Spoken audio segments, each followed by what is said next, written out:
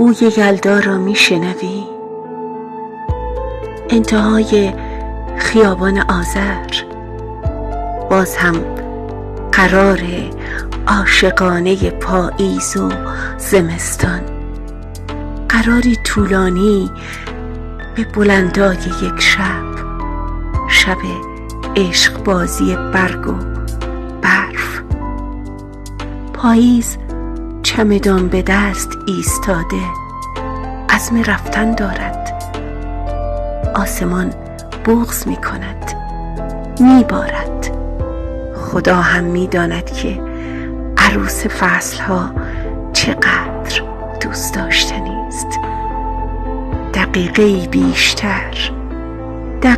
بیشتر مهلت ماندن می